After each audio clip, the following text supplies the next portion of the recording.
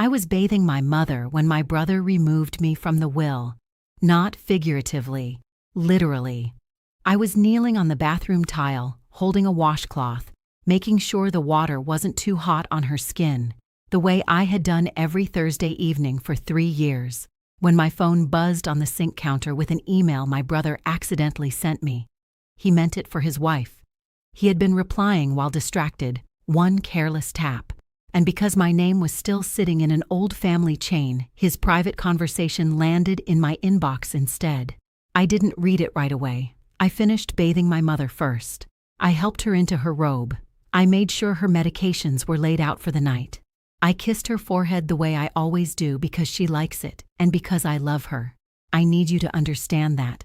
What I am about to tell you is not a story about a daughter who stopped loving her parents. It is a story about what her family did with that love. I read the email in my car in their driveway at 9:43 p.m. Subject line, Final Will, Distribution Confirmed, Rachel not included. I had spent that evening bathing the woman who had just signed my name off her estate. And here is the part that broke something permanently inside me. She didn't know I knew. Nobody knew I knew. And I decided right then, sitting in that driveway in the dark, that I was going to use that. My name is Rachel Denise Carmichael, 39 years old, middle child of 3, the one my mother always called her most dependable girl. And I wore that like a medal for most of my adult life, right up until the moment I understood what dependable actually meant in my family's language. It meant available, it meant free, it meant she'll figure it out. My older brother, Marcus, is 44. He lives in Phoenix with his wife, Dana, and their 2 kids. He plays golf on weekends. He is the kind of man who moves through the world with a specific frictionless ease. The ease of someone for whom every path has always been quietly cleared by someone else. My younger sister, Brianna, is 36. She lives in Atlanta, works in marketing, and posts quotes about protecting your peace between photos of her brunch plates and weekend getaways. She has learned to use the language of healing as a weapon. She says, I hear you, and that must be so hard with such precise warmth that you feel genuinely cared for. Right up until the moment you realize nothing has changed and she has contributed nothing. Then there was me, Rachel, the one who stayed. I had plans once, real ones. A graduate school acceptance letter for occupational therapy at Northwestern University. It still lives in a shoebox under my bed. I have moved that shoebox 4 times and I have never once thrown that letter away. I think I kept it the way people keep evidence, not to look at, but to know it exists. I deferred enrollment once, then twice. Then the deferral window closed and Northwestern moved on without me. I stayed in Greensboro, North Carolina, because that is where my parents were. My father, Harold, diagnosed with early-onset Parkinson's at 61. My mother, Beverly, with a heart condition requiring daily attention. Someone had to stay close. Nobody held a meeting and assigned me the role. That is what I told myself for years. No one forced me, I chose. But there is a difference between choosing and being maneuvered into positions so slowly and so gently that by the time you look up, the door behind you is already closed. Year 1. Dad's diagnosis. Marcus flew home for a weekend, made a speech at the kitchen table about the family plan, brought printed articles, used words like long-term strategy and care rotation. Then he flew back to Phoenix. The follow-up meeting never happened. Brianna suggested a professional care agency, said she'd researched options and would send information. That email never came. 6 months later, I called the agency myself, got the quote, and brought it to my parents. My mother looked at the number and said, "Sweetheart, we can't afford that. We were counting on family." What she meant was, we were counting on you. I told myself 6 months, maybe a year, just until things stabilized. Year 2. I moved back into my childhood bedroom. My friend said, "You're such a good daughter." I smiled and said nothing because I hadn't yet learned to recognize the particular loneliness of being praised for something that is slowly costing you everything. Year 3. Marcus visited at Thanksgiving, 4 days. He hired a cleaning crew as his contribution, $180 and zero of his actual time. He left with a Tupperware of my mother's pound cake and the unbothered posture of a man with a clear conscience. Brianna called every Sunday at 2 p.m. I started timing the calls in year 4, 22 minutes average. She said, "That's so hard, Rach, in the right places," and ended every call the same way. "You are literally the strongest person I know." Here is what I have learned about being called strong by people who have decided not to help you. Strength is the story they tell themselves, so the arrangement feels fair. If you are strong enough, they never have to feel guilty. And if they never feel guilty, nothing ever has to change. Year 4. My father fell for the first time, middle of the night. That sound, I won't describe it. If you have heard it, you know. I called 911, rode in the ambulance, sat under fluorescent lights in the ER at 3 a.m. and called my siblings from a plastic chair. Marcus said, "Keep me posted." Brianna didn't pick up. Dad came home with a fractured wrist and a new physical therapy schedule, 3 times a week. Guess who drove him? It was around this time that I met Lily. She was 6 years old, lived 2 houses down with her grandmother, Miss Paulette, and every Tuesday afternoon she would knock on my parents' door with both hands because she was too small to reach the bell properly, always carrying whatever Miss Paulette had baked that week. Somewhere in the fog of year 4, she started coming inside. She would sit at the kitchen table across from my father while I ran errands, and she would draw. She brought her own crayons in a Ziploc bag. She never asked my father questions he couldn't answer anymore. She just drew quietly beside him while he dozed or watched the window. When I came back, she would show me what she'd made: a purple house, a dog with too many legs. Once, a drawing of a woman with a ponytail and a bag of groceries with the word "Rachel" written across the top. That was me. She had drawn me coming home. I taped it to the refrigerator. I did not know then how important Lily would become to this story. I know now. I want to tell you about the money because people always ask, and because pretending it was never about money has always been part of the problem. I had $22,000 in savings when this started. Built slowly and carefully the way you do when you have watched your parents struggle and promised yourself you would be smarter. Year 2.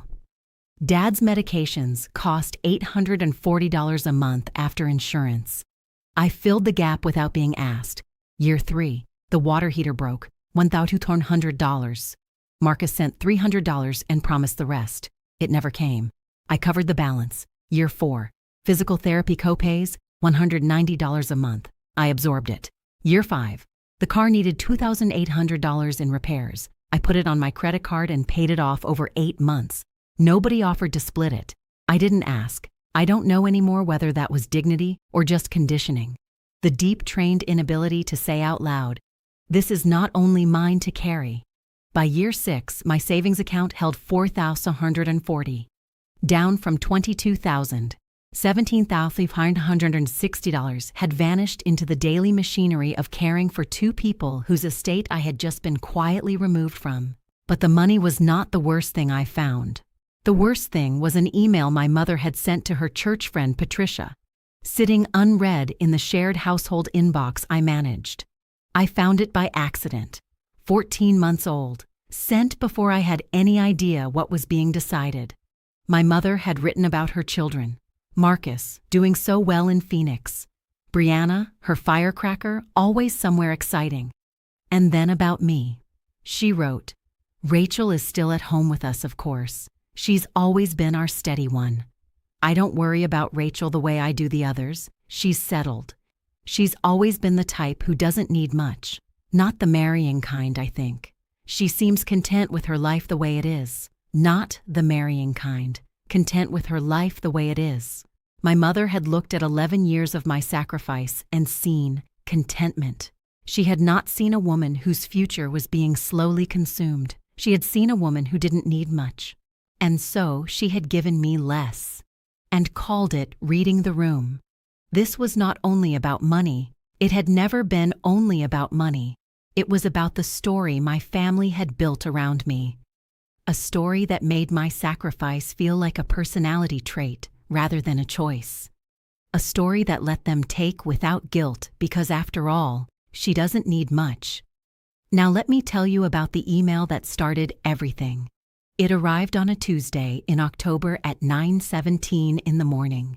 Marcus had been replying to Dana on his phone while managing a family logistics thread. One tap too casual. My name still sitting in the recipient field from weeks before. Subject line, final will, distribution confirmed. Rachel not included. From an attorney, Gerald Patterson, family law.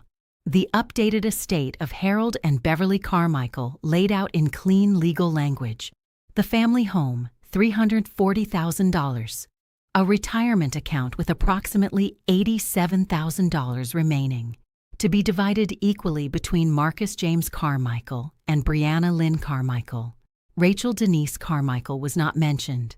Not a reduced share, not a footnote, not an explanation, just not there.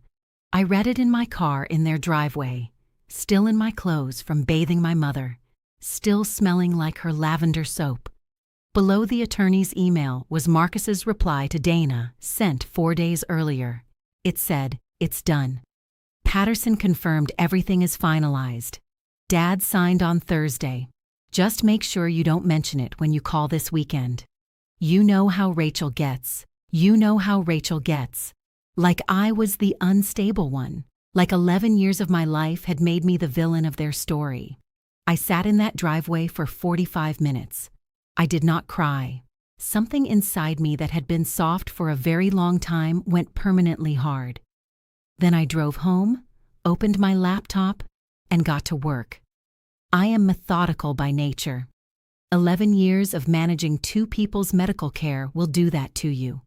You learn to document everything, keep records, build files nobody else knows exist. My family found me useful for exactly this reason. They had no idea how organized I truly was. 3 nights. I built what I called simply the record. 6 years of bank statements. Every transaction connected to my parents' care, highlighted, categorized, totaled. Financial total, $23,840, my money, into their lives, gone. Then the medical records. As the person designated to speak for my father in medical situations, I had full access to his care history. Every appointment, every date, every authorized person present. On 847 documented care visits over 11 years, my name appeared 791 times. Marcus appeared 14 times. Brianna appeared 9 times. 6 of them the same hospitalization. 1 long weekend. She photographed it extensively for what she called family documentation. Posted it with the caption, "Family first, always." Heart emoji. 847 likes. 791 to 23. Then I found the email from Marcus to my parents. 3 years earlier. Subject, long-term plan, Rachel.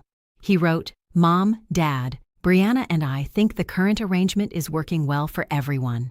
Rachel seems settled and she's good at this. If we rotate caregiving, she'll probably want to leave and we'd have to figure out something else. As far as the will, Bri and I think it makes more sense for the estate to come to us since we've maintained our own households independently.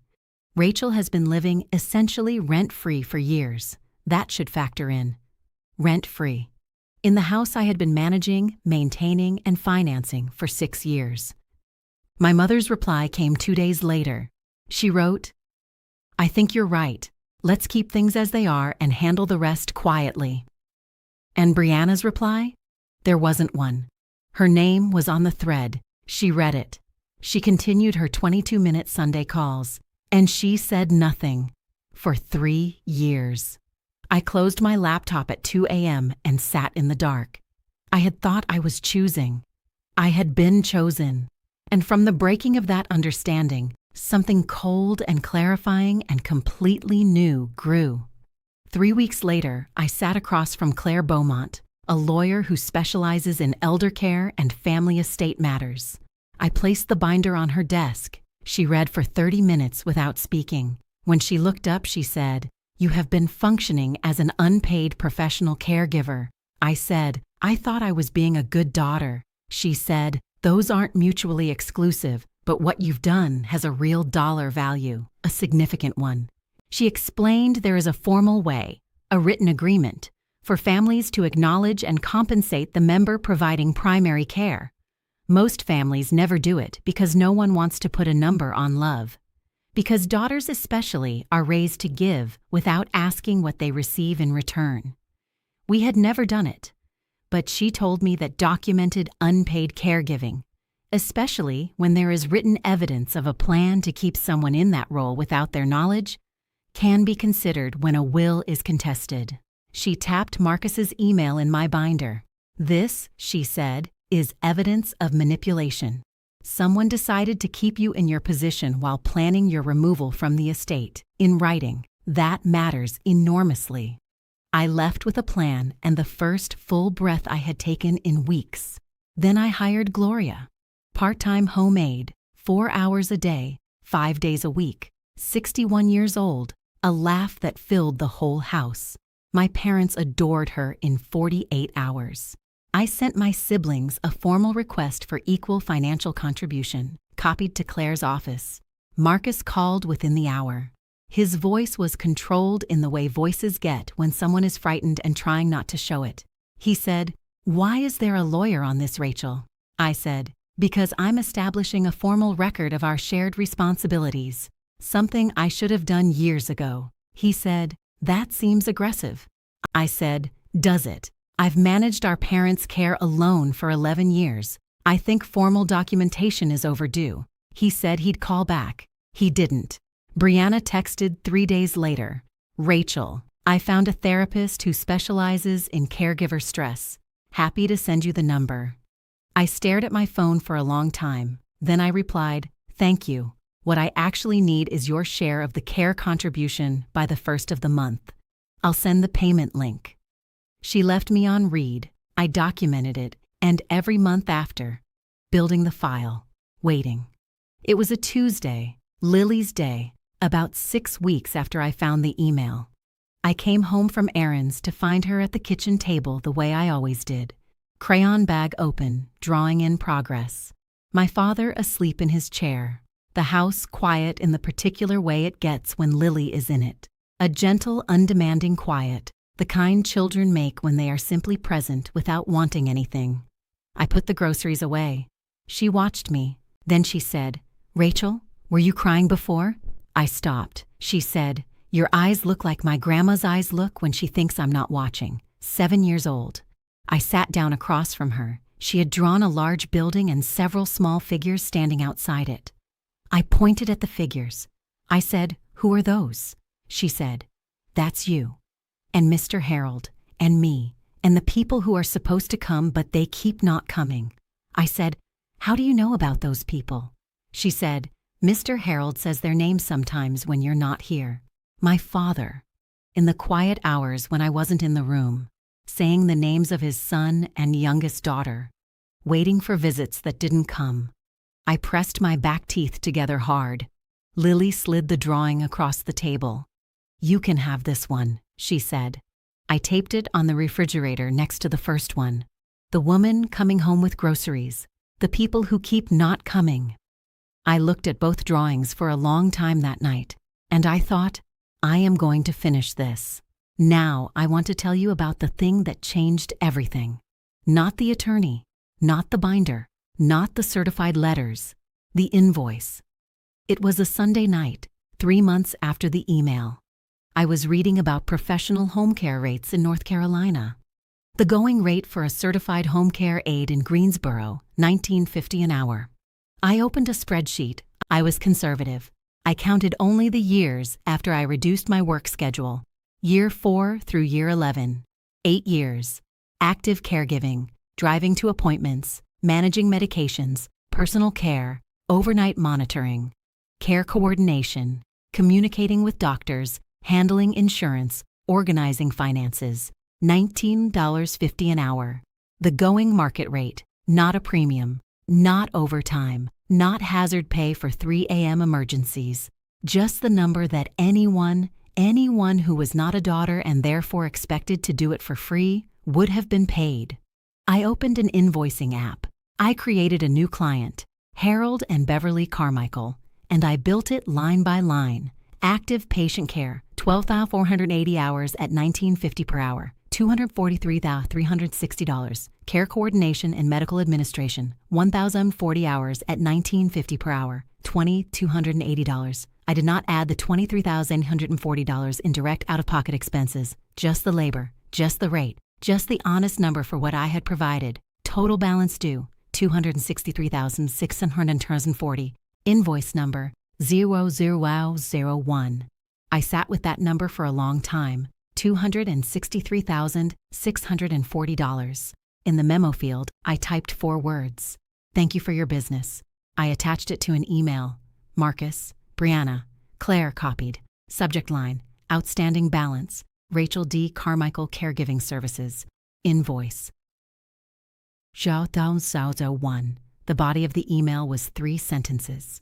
Please find attached an invoice for professional caregiving services rendered to Harold and Beverly Carmichael from 2017 through present.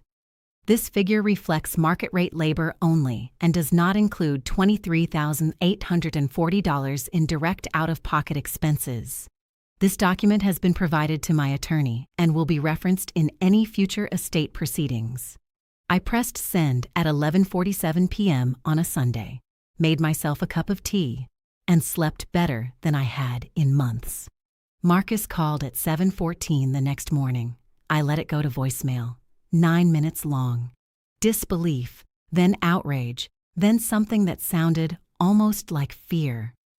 Brianna called at 7:31. 4 minutes. Mostly the phrase, "I can't believe you would do this to us." Us. As though she and Marcus were the injured party. As though receiving a market rate invoice for 11 years of unpaid labor was something that happened to them. By 10 a.m., the family group chat had 47 messages I read without responding to. At noon, my mother called, quietly, not Beverly calling to yell, just, "Rachel, I think we need to talk." In her voice was something I had not heard directed at me in years, something that felt like she was actually seeing me, not the capable one, not the dependable one, a person who had been wronged. I said, "I think so too, Mom." She said, "Not today. I need a few days, but I'll call you." She did, but first I had to deal with Brianna. She drove up from Atlanta on Wednesday. No call first. Showed up at 2 p.m. with her sunglasses on, and that particular set to her jaw she gets when she has decided she is the victim of something. We sat at my kitchen table. She looked around my apartment, the plant on the windowsill, the medical journals, Lily's 2 drawings on the fridge. She looked at the drawings for a moment, but said nothing about them. She said, "You didn't have to go nuclear, Rachel." I said, "Which part was nuclear?" She said, "Sending our parents a bill, making them feel like criminals." I said, "I want to be precise. I sent a bill for 11 years of professional caregiving services. I did not bill them for my childhood. I billed them for the years after I was an adult. Their medical representative, their transportation coordinator, their medication manager, the person who sat on the edge of Mom's bed at 2 a.m. until her breathing slowed." She said, "That was your choice." But her voice was smaller now. I said, "Was it?" I slid Marcus's email across the table. She read it. Her face changed. Not a collapse. Brianna doesn't collapse. A small visible recalibration as she read her own name in the recipient field and understood that I had known for months that she had read this 3 years ago and said nothing. She said, "I didn't write that email." I said, "I know, but you were on it. You had 3 years to call me and say, 'Rachel, there is a conversation happening about your future that you should probably be part of.' Why didn't you?" Silence. Then quietly, not looking at me, she said, "Because it was easier not to." The most honest thing Brianna had ever said to me. I sat with it. I said, "Yes, easier, for you." She left an hour later without resolution. But she left differently than she arrived. Smaller. More accountable than I had ever seen her, which was still not very accountable, but it was a beginning. 2 weeks later, she sent her care contribution with no message, just the money. Some acknowledgments don't arrive with words. You learn to take what people are capable of giving. My mother called 4 days after the invoice, as she promised. She talked for a long time. I listened. The conversation did not resolve into a clean apology I could package and move on from. Beverly Carmichael is a woman shaped by decades of believing daughters give and sons receive, and one conversation does not undo decades. But she said one thing I will never forget. She said, "I think I confused you being willing with you being okay." I said, "That is exactly what happened, Mom." She said, "I'm sorry, Rachel. I am genuinely sorry." I believed her. I still do. Forgiving someone who hurt you without meaning to is possible. It is even necessary, for your own sake, not theirs. But forgiveness is not the same as forgetting the shape of the wound, and it is absolutely not the same as returning to an arrangement that cost you everything while calling it love. I forgave my mother. I did not go back to the way things were. Both of those things are true at the same time. Marcus flew in 6 weeks after the invoice. Tan, well-dressed, carrying wine that probably cost more than my monthly grocery budget, smiling at me in the doorway with the warmth of a man who has been briefed by a lawyer and is trying to project normalcy. We sat in the living room after dinner, my parents, Marcus, and me. My phone in my pocket recording. I had looked it up, and in my state you are allowed to record your own conversations. Marcus talked about sustainability and professional care and me considering my next steps, 11 years in, and my brother was suggesting I consider my next steps. I said, "Marcus, did the attorney tell you I had been in?" The Polish cracked, just slightly. He said, "I think there's been a misunderstanding." I said, "Which part?" "The email to Mom and Dad 3 years ago where you suggested they maintain the current arrangement so you wouldn't have to reconfigure? Or the will that removed me from an estate I have been subsidizing for over a decade?" I placed the binder on the coffee table. Nobody moved. My father looked up from his hands. He has a stillness now that the illness has brought, the stillness of a man whose body requires most of his concentration, leaving less available for performance. He looked at me with an expression I had not seen from him in years, recognition, and a sorrow that ran very deep. He said, "Rachel, baby, I owe you an apology." Marcus turned to look at him. My mother looked at her hands. My father said, "Your mother and I made decisions that were not fair to you. I have known it for a while. I said nothing, and I am ashamed of that. I'm sorry. I am very, very sorry." The room was completely silent. It didn't fix 11 years. It didn't restore my savings or give me back the Northwestern letter or return the relationships that quietly expired while I was busy being dependable. But it was the first true thing anyone in my family had said to me in longer than I could calculate, and I held it like something I intended to keep forever. The will was amended 4 months after the invoice. I was reinstated as a full beneficiary, equal share with Marcus and Brianna. My documented out-of-pocket expenses of $23,140 were formally acknowledged as a debt of the estate, to be settled before any distribution. That number does not make me whole. It does not restore the years, or give me back Northwestern, or return the relationships that dissolved. No number does that. What it does is confirm that what I provided had value, that my time was not nothing, that the arrangement was not simply what good daughters do. Marcus flew home for a 2-week caregiving rotation in the spring. He emerged visibly shaken, satisfying because recognition was overdue, sad because I would have given almost anything for him to have understood this 11 years earlier. Brianna contributes her share now. She called me once after the amendment and said, "I'm glad things are worked out." Not, "I'm sorry," just, "I'm glad things are worked out," the way you'd say it about a scheduling conflict. I said, "Me too, Brianna," and I let it be exactly what it was, insufficient, and kept moving forward. I want to tell you about the people who showed me what family actually looks like. My best friend Denise drove 3 hours from Raleigh the weekend after I found the email. She sat in my car in the driveway and listened to all of it, every year, every dollar, every appointment. When I finished, she said, "I should have been doing more for you." She was not responsible for any of it. But she said it anyway. There is a kind of person who, when confronted with pain they couldn't have prevented, says, "I should have done more." These people are rare and worth everything. My former colleague Teresa covered my shifts without being asked during the hard months. She brought food twice without announcing she was coming. She never made it a big thing. Miss Paulette, Lily's grandmother, started leaving a covered plate on my porch on Thursday evenings. No note, no expectation, just food, because she had noticed I was not always eating properly, and she had decided quietly to do something about it. These people owed me nothing. They were not my blood, and yet they were consistently there, without conditions, without a ledger, without the constant background calculation of what my presence was worth to them. I had been directing the word family in the wrong direction for 11 years. I re-enrolled in an occupational therapy program, evening and weekend classes at the State University, with a program advisor named Professor Mitchell, who has the kind of patient steadiness that makes you believe your delayed dreams still have a start date. I am the oldest student in most of my classes. I don't mind. Starting over at 39 is still starting. I have a savings account labeled simply mine. The word felt strange at first. It gets easier every month.